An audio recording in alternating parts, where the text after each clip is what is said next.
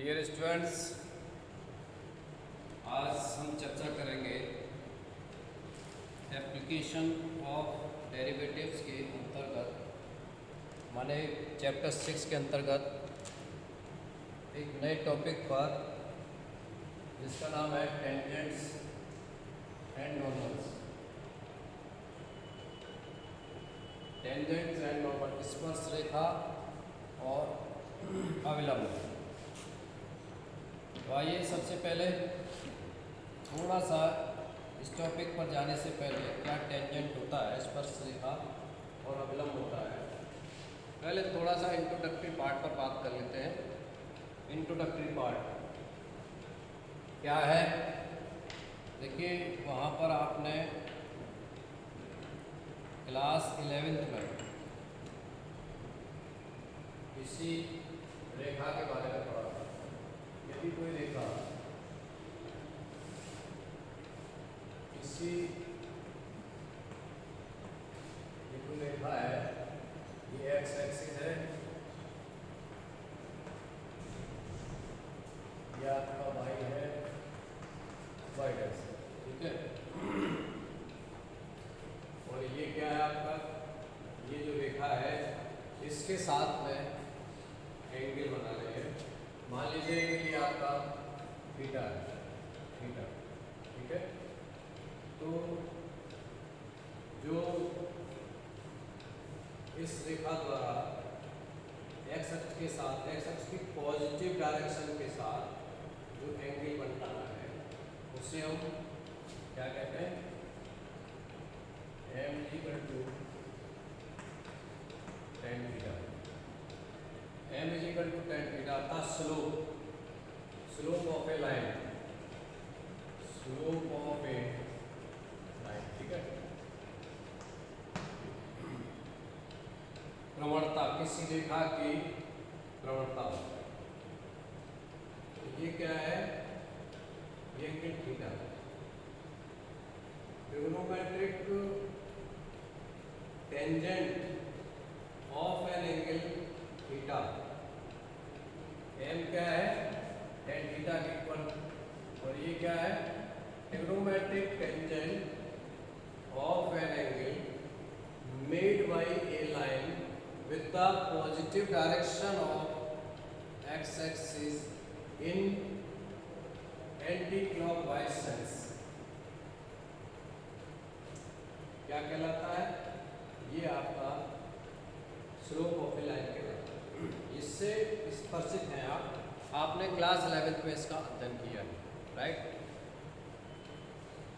इस प्रकार से आप देखते हैं कि किसी रेखा का स्लोप है, एक वन पॉइंट फॉर्म में भी ज्ञात कर सकते हैं। जैसे मान लीजिए कोई रेखा है y - y1 =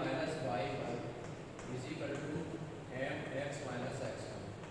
तो यहाँ पर ये रेखा का स्लोप है, ये प्रवणता है, ग्रेडियंट। इसको ग्रेडियंट भी कहते हैं, GRADIENT ग्रेडियंट। और हिंदी में इसको प्रवणता भी कहते हैं, प्रवणता, ठीक है। और ये तो एक बिंदु से होकर के जाने वाली रेखा का समीकरण है। वहां पर आपने ये भी पढ़ा होगा कि दो बिंदुओं से जाने वाली रेखा का समीकरण। मान लीजिए जैसे ये रेखा है आपकी कोई, और ये दो बिंदुओं से होकर के जा रही है। एक मान लीजिए x1 y1 है, दूसरी x2 y2 है, ठीक है। तो समीकरण क्या होगा? y - y1 = y2 - y1 upon x2 - x1 into x - x1। अब यहाँ पर इस तरह इस इक्वेशन से इसकी तुलना कीजिए, उस वाली इक्वेशन की। y - y1 = देखिए x - x2 मान लिया है, लेकिन ये जो m है ये यहाँ पर ये है। इसका मतलब ये है कि 2 पॉइंट्स फॉर्म में जो रेखा की प्रवणता होती है वो y2 - y1 upon x2 - x1 होती है, ठीक है। ये भी आप जान चुके हैं, क्लास 11th में इसका अध्ययन कर चुके होंगे। इसके अलावा फिर जब रेखाएं आपने ये पढ़ा होगा कि कोई रेखा x अक्ष के समांतर होती है, x अक्ष के समांतर, x अक्ष के समांतर, समांतर तो जैसे मान लीजिए रेखा है आपकी, ये x अक्ष के समांतर है, तो L लाइन, तो इन दोनों के बीच में एंगल कितना हो जाएगा, एंगल थीटा हो जाएगा। तो tan थीटा कितना हो जाएगा, tan थीटा 0 हो जाएगा, tan थीटा 0 के बराबर होगा, क्योंकि m इक्वल टू कितना होता है, tan 0, m equal to tan theta होता है, और थीटा की वैल्यू यहाँ पर आपकी कितनी है, 0 है, 0 हुई। m आपका कितना होता है, m tan theta equal to tan 0 अर्थात 0, तो tan थीटा इक्वल टू 0 होता है। ठीक है, माने जब कोई रेखा किसी x अक्ष के समांतर होती है, पैरेलल होती है, तो उसकी प्रवणता कितनी होती है, 0 होती है, उसका स्लोप 0 होता है। अगर रेखा x अक्ष के परपेंडिकुलर हो, या हम ये कहें y अक्ष के समांतर है, ये x एक्सिस है, ये y एक्सिस है, अब ये रेखा आपकी y अक्ष के देखें y के समांतर है, या x अक्ष से कितने डिग्री का एंगल बना रही है, 90 डिग्री का, तो इसकी प्रवणता क्या होगी, तो उस केस में इसकी जो प्रवणता है वो हो जाएगी m इक्वल टू tan 90, और tan 90 कितना होता है, अनडिफाइंड, अपरिभाषित होता है, अपरिभाषित, इसलिए इस रेखा की जो प्रवणता होगी वो क्या होगी, अपरिभाषित होगी। अब वहाँ पर आपने दो केस और पढ़े होंगे कि जब दो लाइन आपस में, दो लाइन के बीच में एंगल क्या होता है, एंगल, तो वहाँ पर आपने देखा होगा कि जब दो रेखाएं आपस में एक दूसरे के बीच में यदि थीटा एंगल बनाती हैं, L1 और L2, ये दो लाइन है, लाइन, तो इनके बीच में जो एंगल होता है कितना होता है, tan theta equal two plus minus m1 minus m2 upon 1 plus m1 m2। यहाँ पर m1 m2 क्या है, m1 m2 इन दोनों रेखाओं की प्रवणता है, प्रवणता है, स्लोप है, ग्रेडियंट, ग्रेडियंट, ठीक है। तो ये आपने वहाँ पर फार्मूला पढ़ा होगा, और अमूमन इस फार्मूले को tan theta equal to m1 minus m2 upon 1 plus m1 m2 ले लेते हैं, क्योंकि क्वेश्चन जब आपने किए होंगे वहाँ पर। अब बात करते हैं कि दोनों रेखाएं जब आपस में एक दूसरे के पैरेलल हैं, parallel, when two lines are parallel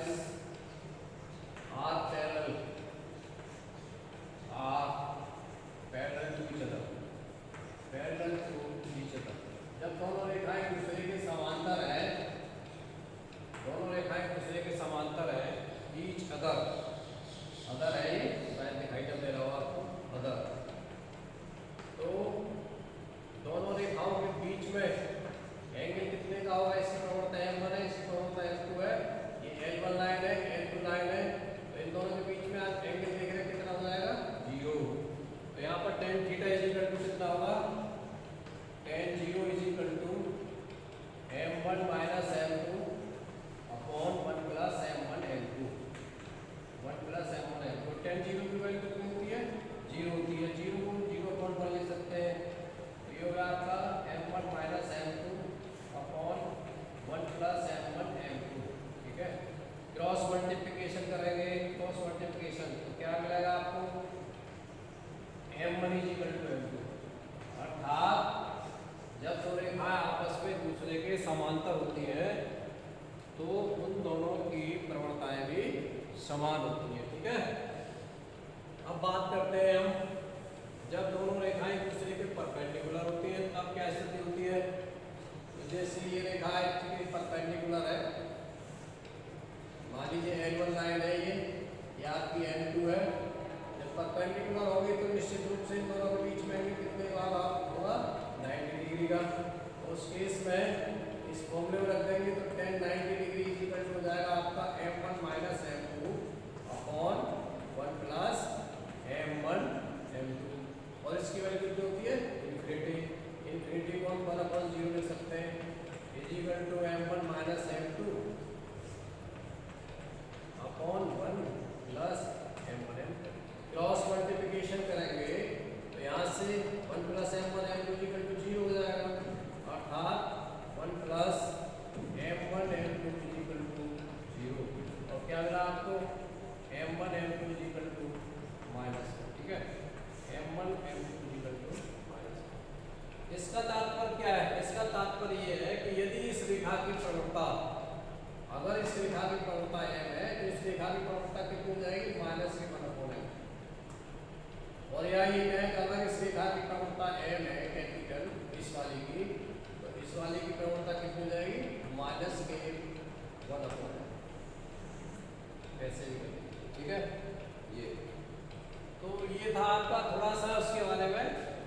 अब इसमें थोड़े से क्वेश्चन थे कि कोई भी रेखा दे रखी है, उस रेखा का समीकरण दे रखा है और उसका स्लोप ज्ञात करा लिया। इसी प्रकार से रेखा दो बिंदुओं से ऊपर की जा रही है और पॉइंट फॉर्म में है तो उसका प्रवणता ज्ञात करा ली। अब बात करते हैं अपने मूल टॉपिक पर आते हैं जिसका नाम है tangent and normal. Tangent and normal के अंतर्गत सबसे पहले बात करेंगे हम टेंजेंट की। टेंजेंट क्या होता है, तो देखिए आपने, जैसे मान लीजिए ये कोई कर्व है ये, और इस पर ये कोई टेंजेंट है किसी बिंदु पर,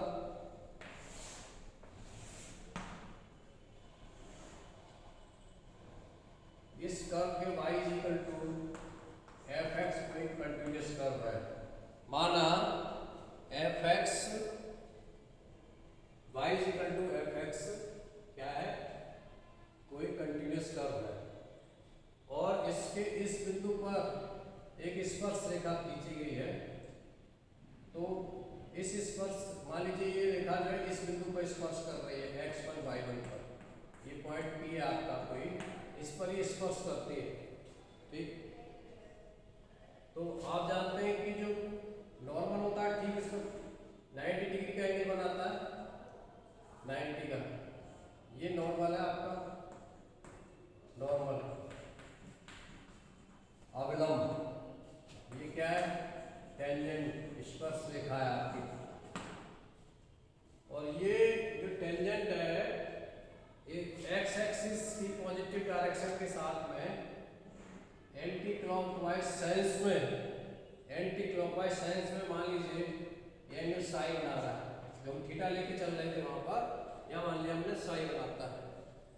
तो इस टेंजेंट का जो स्लोप होगा, स्लोप जिसे आप एम कहेंगे, स्लोप या प्रवणता या ग्रेडियंट, ग्रेडियंट या हिंदी में इसे क्या कहेंगे, प्रवणता, इजिकल टू कितना होगा, ये होगा आपका टेन साइन, अर्थात dy upon dx, dy upon dx किस बिंदु पर, इस बिंदु P1 पर, x1 y1 पर, ठीक है, इस बिंदु पर x1 y1, ये। तो हमें ज्ञात करना है इसका समीकरण। तो इसका समीकरण क्या होता है, इस टेंजेंट का समीकरण, equation, equation of A tangent, क्या होगा, टेंजेंट का समीकरण, एक बिंदु से होकर के जा रही है रेखा, क्योंकि एक लाइन ही तो है टेंजेंट, स्पर्श रेखा है ये। स्पर्श रेखा क्या होती है, किसी कर्व पर किसी एक बिंदु पर स्पर्श करती है, तो जिस बिंदु पर स्पर्श कर रही है उस बिंदु से होकर के जाती है। तो चूंकि इस कर्व को इस बिंदु पर स्पर्श कर रही है, इसलिए ये रेखा स्पर्श रेखा हो गई। तो स्पर्श रेखा का जो समीकरण होगा, क्या लिखेंगे इसमें, स्पर्श रेखा का समीकरण, स्पर्श रेखा का समीकरण, ठीक है। स्पर्श रेखा का समीकरण क्या हो जाएगा, y minus y1 is equal to, y minus y1 is equal to, देखिए इस बिंदु से होकर के जा रहे हैं, एक बिंदु से जाने वाली रेखा का समीकरण क्या होता है, y minus y1 is equal to m into x minus x1। अब अब यहाँ पर m क्या है, इसकी प्रवणता क्या है, dy अपॉन dx है, dy अपॉन dx किस बिंदु पर है, x1 y1 पर है। तो यही आपकी स्पर्शरेखा का समीकरण हो गया, स्पर्शरेखा का समीकरण यही हुआ, ठीक। और जो नॉर्मल है अविलंब, उसका समीकरण क्या होगा, उसका समीकरण हो जाएगा, ये भी अविलंब देखिए इस बिंदु से होकर के जा रहा है, बिंदु P1 से बिंदु P से x1 y1 से होकर के जाता है, तो इसका समीकरण भी यही हो जाएगा, y minus y1 equal to x minus x1 ये आ जाएगा। लेकिन अब इस रेखा की प्रवणता, स्पर्श रेखा की प्रवणता देख रहे हैं, और इसकी प्रवणता आपस में 90 डिग्री के कोण पर, इन दोनों रेखाएं क्या है, 90 डिग्री के एंगल पर है, 90 डिग्री के एंगल पर है। तो यदि इसकी प्रवणता m है तो इसकी प्रवणता कितनी हो जाएगी, माइनस की 1/m। तो ये हो जाएगा आपका माइनस का 1 dy अपॉन dx किस बिंदु पर, x1 y1 पर। यही इक्वेशन टू नॉर्मल कहलाती है, या इसे कह लीजिए अविलंब का समीकरण कहलाता है, अविलंब का समीकरण। अब हम इसमें बात करते हैं कि जो स्पर्श रेखा है ये x अक्ष के समांतर हो तो क्या स्थिति होगी, x अक्ष के समांतर, और y अक्ष के समांतर हो तो क्या स्थिति होगी, जैसे अभी मैंने लाइन के अंतर्गत बताया था आपको। तो ये तो याद रखिए आप कि किसी भी स्पर्श रेखा का समीकरण होता है y minus y1 equal to dy upon dx x1 y1 into x minus x1, और अविलंब का जो समीकरण है वो आपका y minus y1 equal to minus 1 upon dy upon dx at point x1 y1 into x minus x1, ठीक है। अब बात करते हैं कि जब टेंजेंट आपका यानी स्पर्श रेखा x अक्ष के समांतर हो, x अक्ष के समांतर, पहला केस फर्स्ट, जब स्पर्श रेखा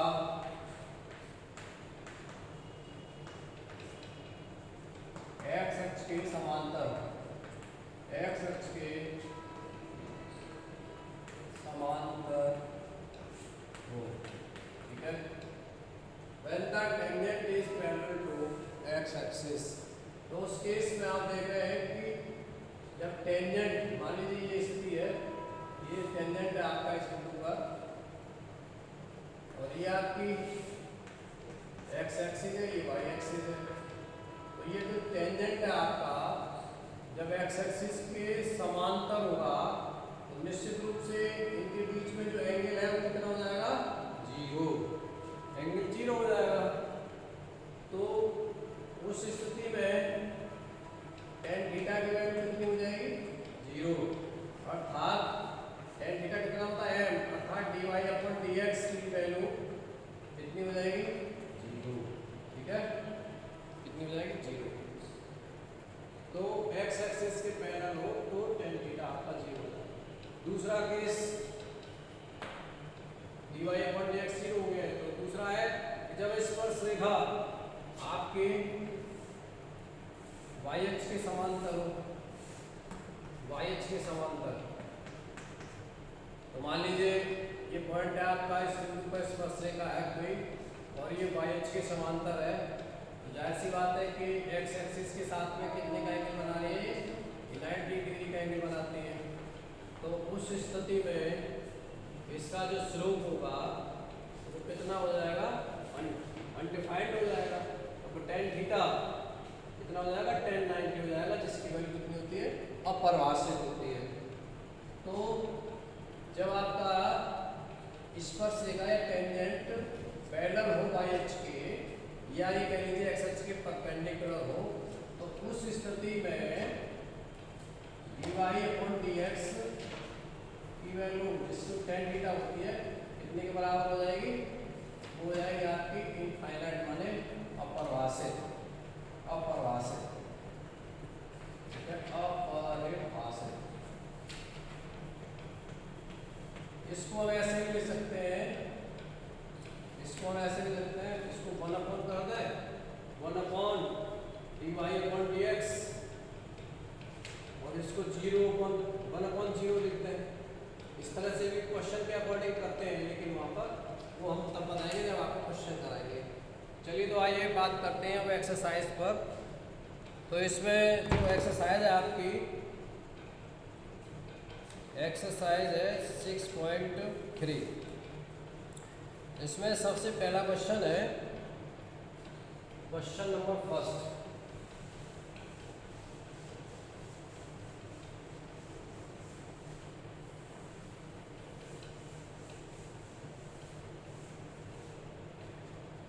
पहला क्वेश्चन है आपका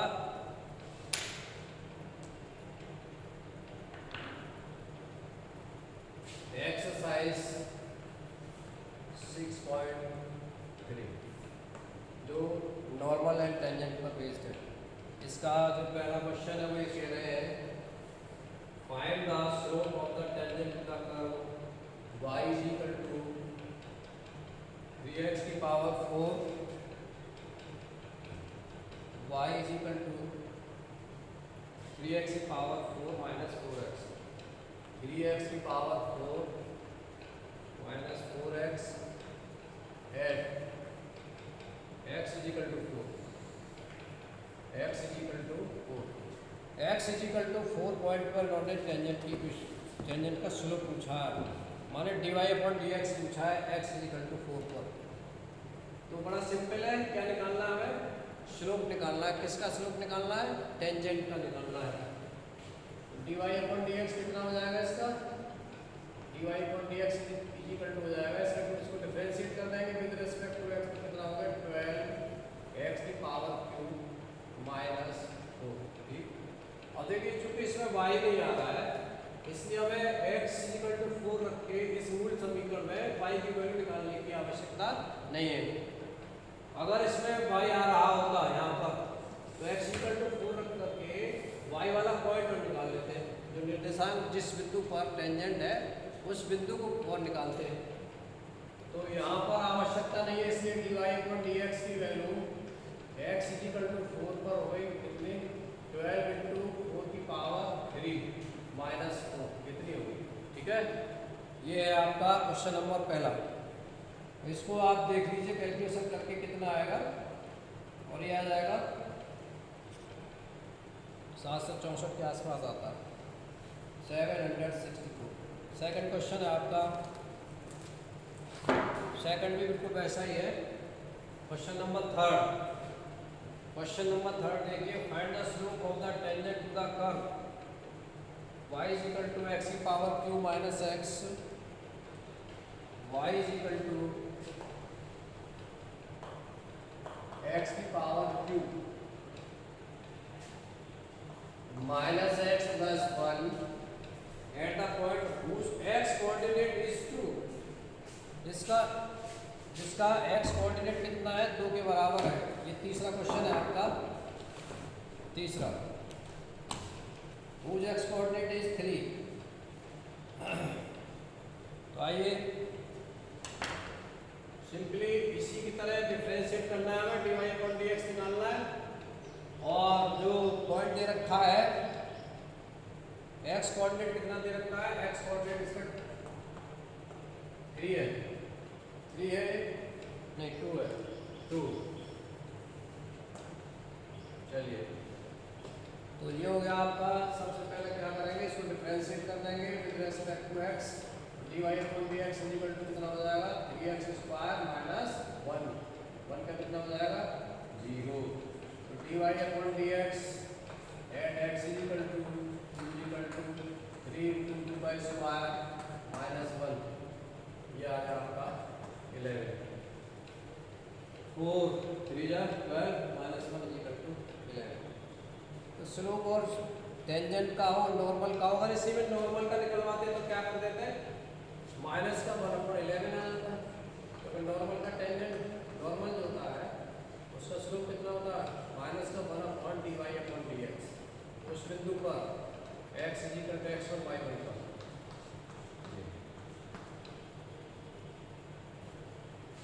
नेक्स्ट क्वेश्चन है आपका fifth. Find the slope of the normal to the curve x equal to a cos cube theta y is equal to a sin cube theta at theta is equal to pi by 4। ये पूछ रहे हैं question number 5। देखिए पहले 5 question तो आपके tangent and normal के slope ही पूछे हैं। क्वेश्चन नंबर 5 में वो पूछ रहे हैं कि स्लोप ज्ञात कीजिए नॉर्मल का। x equal to a cos cube theta y equal to a sin cube theta. ये है क्वेश्चन, ठीक है। और किस बिंदु पे ज्ञात करा रहा है? At theta is equal to pi upon 4। ये है क्या ज्ञात करना है हमें स्लोप ज्ञात करना है। किसका स्लोप ज्ञात करना है? नॉर्मल का, स्लोप ऑफ नॉर्मल, अर्थात अवलंब की प्रवणता हमें ज्ञात करनी है। अवलंब की प्रवणता, अवलंब की प्रवणता कितनी होती है? अवलंब की प्रवणता जानते हैं 1 अपॉन dy/dx होती है और माइनस होता है बस थीटा इक्वल टू कितने में ज्ञात करा रहे हैं यहाँ पर? पाई बाई 4 को। बस ये निकालना है हमें। तो क्या करें? dy/dx निकाल लें। लेकिन dy/dx कैसे निकालें? ये तो फंक्शन आपका थीटा में x वाला, y वाला जो फंक्शन है आपका ये भी थीटा में है। तो क्या करें? तो dy/dx निकालने के लिए हम इसे इस प्रकार से कर सकते हैं dy/d theta upon dx/d theta, ठीक है। अब dy/d थीटा की वैल्यू डालना है। तो dy/d थीटा की वैल्यू देखिए कितनी है? ये वैल्यू है आपकी 3a sin स्क्वायर थीटा और sin थीटा का क्या होगा? cos theta. कितना होगा sin थीटा का? cos theta.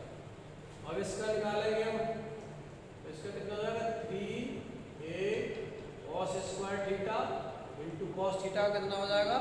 Minus sin theta. तो माइनस में आ जाएगा 3a cos स्क्वायर थीटा और इसका हो गया sin थीटा।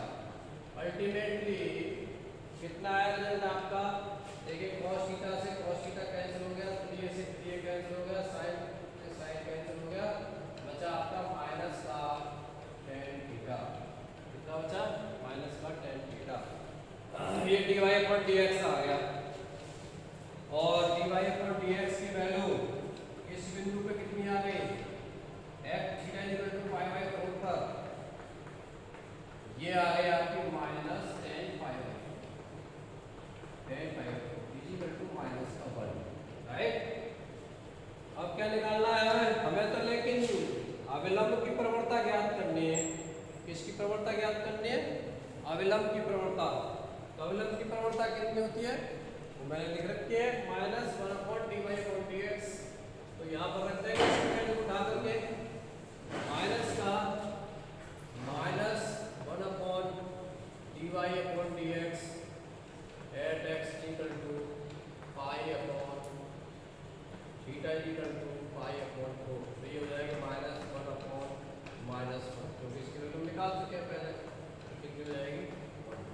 तो ये आ गई आपकी स्लोप ऑफ द नॉर्मल, अर्थात अवलंब की प्रवणता, ठीक है। बहुत अच्छा क्वेश्चन है, जनरली पूछ लेते हैं 1 नंबर में। बहुत फास्ट कैलकुलेशन करनी होती है वहाँ पर, 1 नंबर में आता है बोर्ड परीक्षा में। -1/dy/dx गलती कहाँ कर जाते हैं?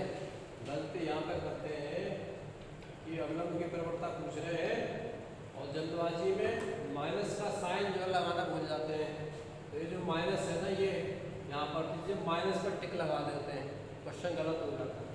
ध्यान रखिए अवलंब की प्रवणता ज्ञात करने के लिए -1/dy/dx निकालना पड़ता है। अब बात करते हैं नेक्स्ट क्वेश्चन की। क्वेश्चन नंबर देखिए 6 में भी यही पूछ रहे हैं वो। Question number 7 find the points at which the tangent to the curve. Question number 7 में पूछ रहे हैं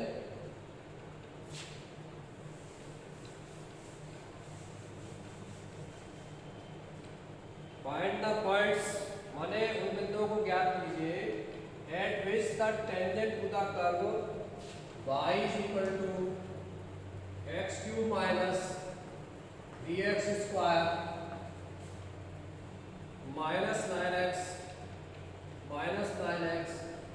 plus 7 is parallel to the x-axis. Is parallel to the x-axis. ये है आपका क्वेश्चन.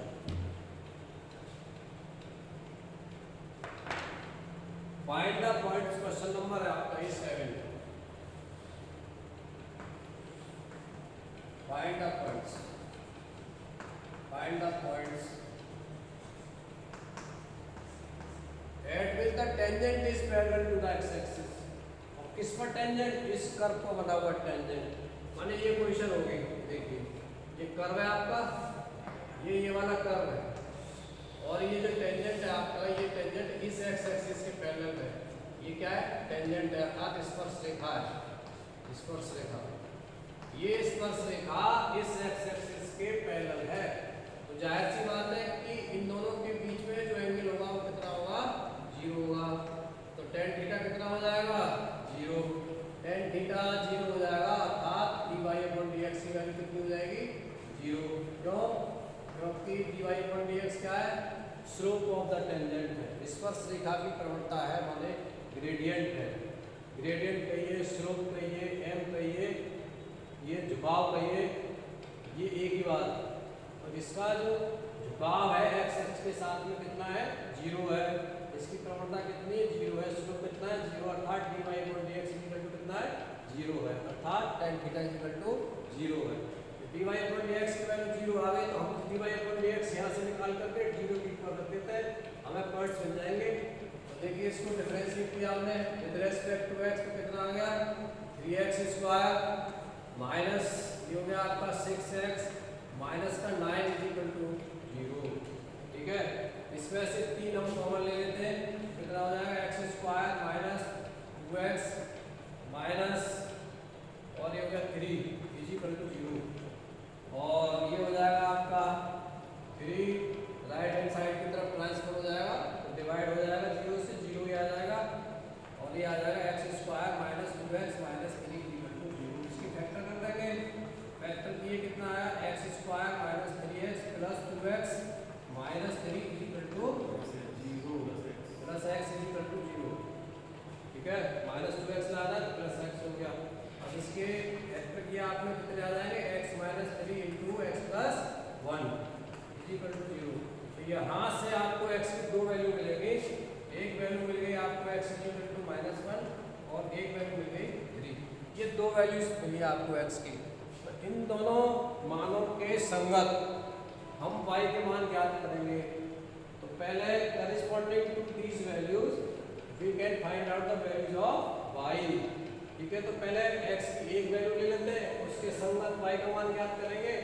फिर x की दूसरा जो मान है उसके संगत y का मान ज्ञात करेंगे. तो दो पॉइंट आपको मिल जाएंगे. तो देखिए x इज इक्वल टू -1, तो y इज इक्वल टू मिला आपको -1 की पावर क्यूब माइनस 3 इंटू -1 की power square minus 9 into -1 plus 7. तो ये मिला आपको -1 माइनस, देखिए इसका -1 का स्क्वायर प्लस का हो जाएगा तो -3, ये प्लस का 9 हो जाएगा प्लस का 7, और ये हो गया आपका माइनस का 4 और ये हो गया प्लस का 16, तो ये बन गया 12. तो एक पॉइंट मिल गया आपको -1 12. इस बिंदु के करेस्पॉन्डिंग आपको y का ये बिंदु मिला 12. तो एक बिंदु हो गया आपका -1 माने जहाँ पर स्पर्श रेखा y x अक्ष के पैरेलल है, समांतर है. और दूसरा बिंदु निकालेंगे हम जब x की वैल्यू रख देंगे 3, y इक्वल हो जाएगा आपका ये 3 की पावर क्यूब -3 इंटू 3 का स्क्वायर -9 इंटू 3 प्लस 7.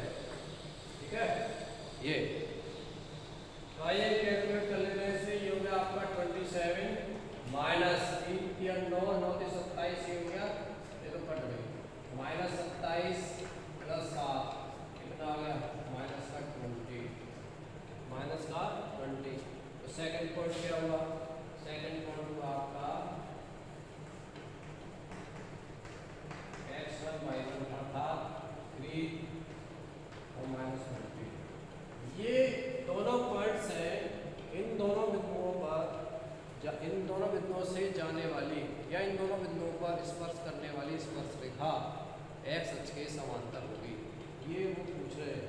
ठीक है, तो इस तरह से हम जो है क्वेश्चन कर लेते हैं और बहुत सिंपल है। इसको दूसरा एक और क्वेश्चन ले लेते हैं। चलिए क्वेश्चन नंबर 8वां, find a point on the curve. Question number 8वां,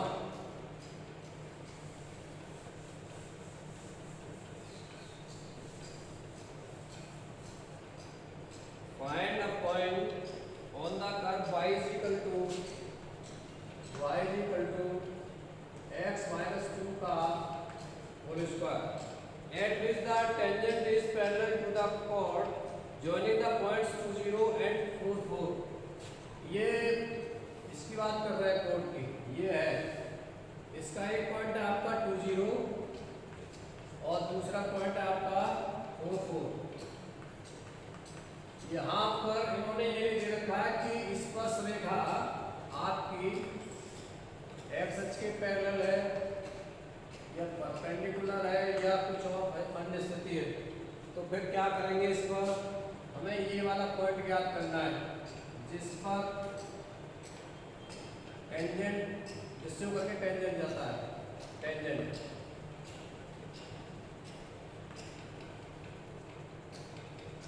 ठीक है, तो हमें तो ये बिंदु ज्ञात करना है P बिंदु। Find the point on the curve this at which the tangent is parallel to the chord joining the point 2 0 and 4 4। ये है आपका क्वेश्चन।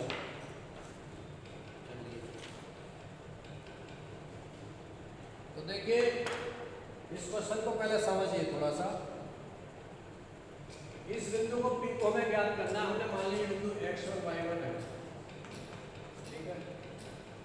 अब ये ना तो ये कह रहे हैं कि ये जो टेंजेंट है एक्स अक्ष के साथ में इतने का एंगल बना रहा है, क्यों? क्योंकि टेंजेंट का जो स्लोप होता है वो क्या होता है, ट्रिग्नोमेट्रिकल टेंजेंट होता है। This is the trigonometrical tangent of an angle theta और phi with the positive direction of X axis in the anti clockwise sense.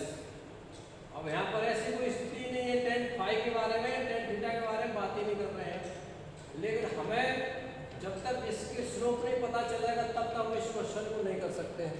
तो इसके स्लोप के लिए इन्होंने ये पॉइंट्स दे दिए हैं। तो देखिए ये जो कोड आपकी जो जीवा है ये दो बिंदुओं से होकर के जा रही है, तो इस जीवा की प्रवणता निकाल लेते हैं। तो चूंकि ये जो जीवा है इस टेंजेंट के पैरेलल है तो वो टेंजेंट की भी जीवा हो जाएगी। तो सबसे पहले हम जीवा की प्रवणता निकालें, कितनी हो जाएगी, दो बिंदुओं से जाने वाली रेखा की प्रवणता, जीवा भी दिख रही है, तो जीवा की प्रवणता क्या होगी, जीवा की प्रवणता होगी आपकी is equal to y2 minus y1 upon x2 minus x1। ठीक है, अब एक बिंदु माने, अच्छा ये गलत लिख गया है, 4 कॉमा ये बिंदु है आपका 4 4 है। तो देखिए y2 माइनस y1 माने 4 minus 0 upon x2 minus x1 4 minus 2। आप इसे, मैंने इसको x1 y1 माना है, इसको x2 y2 माना है, इसको x1 y1, इसको x2 y2 माना जा सकता है, इससे कोई फर्क नहीं पड़ेगा, माइनस का नंबर आएगा ऊपर नीचे से कट जाएंगे। तो ये कितना हो गया आपका 4 अपॉन 2, 4 अपॉन 2 आएगा, अर्थात 2 आ गई। क्या है ये जीवा की प्रवणता आ गई। और चूंकि जीवा इस टेंजेंट के पैरेलल है या होती है तो निश्चित रूप से जो टेंजेंट का स्लोप है या प्रवणता है या ग्रेडियंट है टेंजेंट लाइन का, वो कितने के बराबर होता है, वो tan साई के बराबर होता है, अर्थात dy/dx के बराबर होता है। और ये कितने के बराबर आ गई, ये 2 के बराबर। dy/dx कितना आ गया, बस आपकी समस्या सॉल्व हो गई। अब क्या करना होगा आपको, अब इस कर्व पर dy/dx निकालेंगे और इसके इक्वल रख देंगे। वहां से आपको एक बिंदु मिलेगा x का, एक मिल जाए, 2 मिल जाए, और फिर उन बिंदुओं के संगत इस इक्वेशन में रख करके y का मान ज्ञात कर लेंगे। इतना सा काम करना बस आपको, है ना, अत्यंत सरल कार्य। तो dy/dx इसका निकाल देते हैं पहले, इसका dy अपॉन dx क्या होगा, dy upon dx is equal to ये होगा 2 इंटू एक्स माइनस 2, राइट। और देखिए ये x की पावर n वाले फॉर्मूले से इसका अवकलन होगा, x की पावर n कितना बनता है n x की पावर n माइनस 1। फिर से समझ लीजिए, बहुत बड़ी गलती कर लेते हैं आप इस फॉर्मूले को करने में। x की power n is equal to n x की पावर n माइनस 1 होता है into d upon dx x। आप सोच रहे हो कि ये कहाँ से आ गया, तो हमने पढ़ाई नहीं किताब में, किसी भी किताब में नहीं दे रखा है। हाँ नहीं दे रखा है निश्चित रूप से, इसको जरा समझ लीजिए थोड़ा सा, जिससे कि आप कभी भी अवकलन करने में गलती ना करें। देखिए यहाँ पर x की जगह क्या है, x माइनस 2 है, तो d upon dx x minus 2 की पावर 2, यही तो है ना। अब यहाँ पे जो n है ये 2 दे रखा है, तो ये कितना हो जाएगा 2 इंटू इस x की जगह क्या है, x माइनस 2 है, x माइनस 2 लिख दिया, n minus 1 into minus 1 power 1 आ गई, तो 1 और ये ना लिखे तो भी की बात है, into d upon dx x minus 2, d upon dx x की जगह क्या आएगा, d upon dx x minus 2, और x माइनस 2 का d अपॉन dx कितना हो जाएगा 1 हो जाएगा, 1 माइनस 0 अर्थात 1, तो आपका रिजल्ट आ रहा है 2 इंटू एक्स माइनस 2। तो ये जरा ध्यान में रखिए इस फॉर्मूले को, कुछ चीज़ें ऐसी होती हैं बेसिक जो किताब में नहीं होते लेकिन हमें समझनी होती है और उसी के अकॉर्डिंग क्वेश्चन करने होते हैं। तो dy अपॉन dx की वैल्यू ये आ गई आपकी। चलिए इसको हम इसके 2 के इक्वल कर देते हैं, कितना आसान हो गया क्वेश्चन। देखिए वो आपका question dy upon dx is equal to dy upon dx is equal to ये हो गया आपका dy upon dx equal to कितना दे रखा है, समीकरण नंबर फर्स्ट से 2, ठीक है। और dy अपॉन dx की वैल्यू समीकरण नंबर 2 से कितनी आई, 2 into x minus 2 equal to 2, तो यहाँ से 2 से 2 कैंसिल हो गया, x माइनस 2 इक्वल टू कितना आ गया 1, तो यहाँ पर देख रहे हैं x minus x equal to कितना आ गया 3। तो ये एक पॉइंट आपका, बस इसके करस्पॉन्डिंग आपको एक और पॉइंट याद करना है, कौन सा, y का। मूल बगल में जाइए, आपका बेसिक फंक्शन क्या है, y is equal to x minus 2 का होल स्क्वायर, इसमें वैल्यू पुट कर दीजिए, ये हो गई 3 माइनस 2 का होल स्क्वायर अर्थात 1 का स्क्वायर अर्थात 1। तो क्या पॉइंट मिला आपको, पॉइंट जो मिला आपको वो मिल गया 3, 1, यही आपका। तो ये देखिए मैंने आपको कितने क्वेश्चन करा दिए, क्वेश्चन आपको 8 तक करा दिए, ठीक है। तो बाकी इसमें क्वेश्चन नंबर ऑफ क्वेश्चंस है 23, 24, 25, 26 क्वेश्चंस है, एक ऑब्जेक्टिव भी है। तो 26 क्वेश्चंस को, बाकी जो रिमेनिंग क्वेश्चंस हैं वो हम नेक्स्ट वीडियो में कराएंगे, क्योंकि वीडियो लेंथ ज़्यादा हो जाएगी, इसलिए फ़िलहाल हम इसको यहीं पर विराम दे रहे हैं और तब तक के लिए इसे प्रैक्टिस कर लेंगे।